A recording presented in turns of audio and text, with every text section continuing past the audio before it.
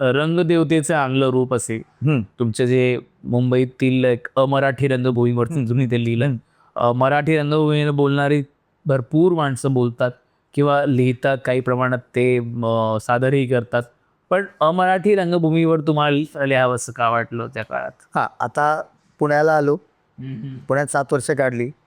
पुण्यात असताना खरं तर शाळेत असतानापासून मी रविवारची महाराष्ट्रांची पुरवणी, रस्त्यांची अंक, चांगली दिवे अंक मन लावून वाचायचे. त्याच्यात माधव मनोरांचे लेख असायचे, ज्ञानेश्वर नाडकर्णींचे लेख असायचे, पाश्चात्य सिनेमे, पाश्चात्य नाटकं, जी गावी ज्यांची फक्त मला नावं माहिती होती. लॉरेन्स ऑफ अरेबिया हा सिनेमा आहे, याच्यावर मी लेख वाचला.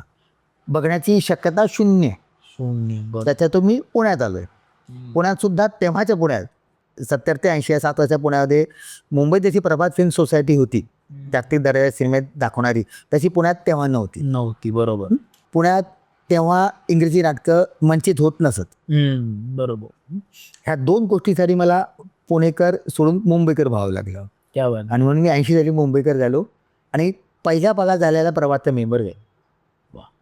आणि तेव्हा देखील प्रभातचे चित्रपट पाहिले जे आणि येत तुला आहे. तो का सांगतो, तेव्हा मधल्या स्टेशनच्या बाहेर ताराबाई हॉल आहे.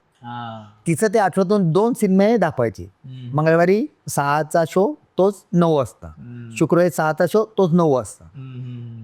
क्या बात. हा, आणि ते मरीलाईन स्टेशन ते ट्रेन प्लॅटफॉर्मच्या सिद्धी बाहेरच आहे. हो. त्याच्यामुळे तिथं मी जवळजवळ 100-150 जागतिक दर्जाचे सिनेमे बघितले त्या काळावर. क्या बात आहे, क्या बात. आणि इंग्रजी नाटकं NCPA, पृथ्वी, तेव्हा इतर जे छोटे छोटे नेता मुकाश अंबानी सेंटर, हे आता अलीकडच्या गोष्ट आहे. हां, एक नवीन जे व्हेन्यू झाले ते आता यशवंत चव्हाण, काल आपण नाटक बघितलं तेव्हा सेंटरला, हे पण तेव्हा नव्हतं ना. ते गेल्या 20-25 वर्षातल्या घटना आहेत. तेव्हा NCPA आणि पृथ्वी ह्या 2 कारणासाठी मी, आणि तेव्हा माझ्या लक्षात आलं की हे वेगळं जग आहे. म्हणजे मराठी नाटकं प्रायोगिक म्हणा, व्यावसायिक म्हणा, आणि पाश्चात्य नाटकं. म्हणजे मी पहिलं नाटक बघितलं होतं Bengal, death of a salesman, Arthur मिलरचं. आणि मला वाटलं बाप रे, असं नाटक असतं, असं असू शकतं नाटकात, अशा समस्या मांडू शकतात. आणि म्हणजे भेलकांना झालं तुम्हाला, कारण तोपर्यंत फटका तोपर्यंत मी आपले मराठी नाटकातले प्रायोगिक वगैरे बघू शकलो. ते त्यात काही मला फार धक्कादायक वाटत नव्हतं. हे म्हणजे कायच्या काय झालं म्हटलं, माणूस भेडसावून टाकणारी हे असते.